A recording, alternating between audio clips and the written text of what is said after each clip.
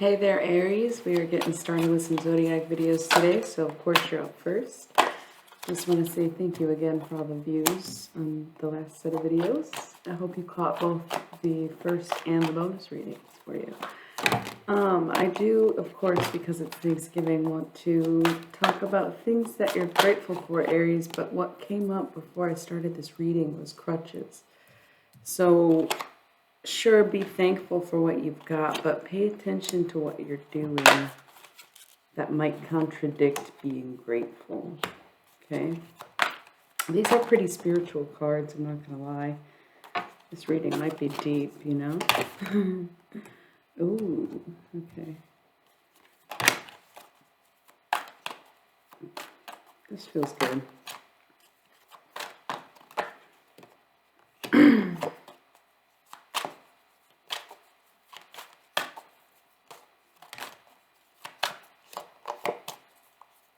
Okay, bottom of the deck is masculine and feminine, so I think that's a great place to start. This would definitely be unity within, or two people coming together to work together.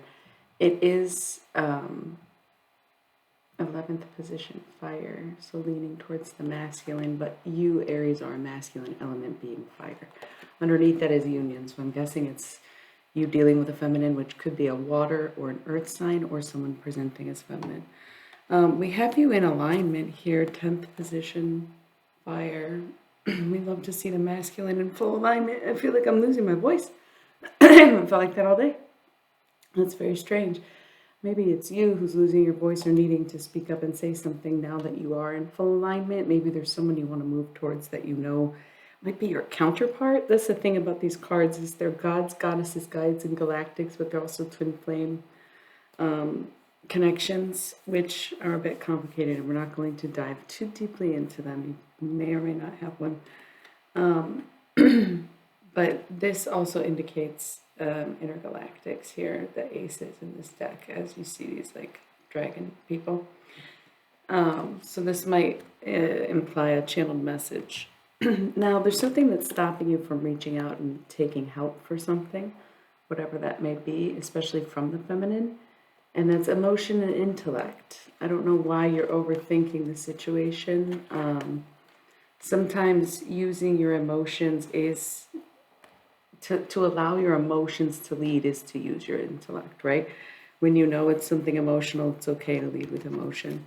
We have the mother and wisdom going in two different directions. So I don't know if you are a mother or dealing with a mother situation with the mother of your child or your own mother. But this is, it's not to say mother isn't wise, right? But you see that the wisdom is represented more by the masculine. So it could be something about a separation, especially because we saw union. So it could be like a recently divorced person or something to that effect.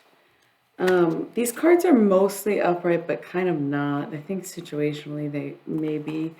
But we have destiny and death and rebirth in tandem. So I really like to see this because it's almost to indicate that things are being recreated. I was 333 as I looked at the clock just now. Things are being recreated for you right now in order to bring in your destiny so that you can proclaim your path more clearly, okay? These cards are more on the side. It seems like a lot to be in question, don't you think? This is a lot to be in question, because if it's on its side, it's not in the upright or in the reverse, which means it's not there or without that. So this is a lot to be in question. We have the Queen of Wands, the Counselor, the Maiden. It kind of sounds like, I don't want to say baby mama drama, but it sounds like there's maybe an ex in your life. And this is such a strange reading because it's not what I was expecting at all.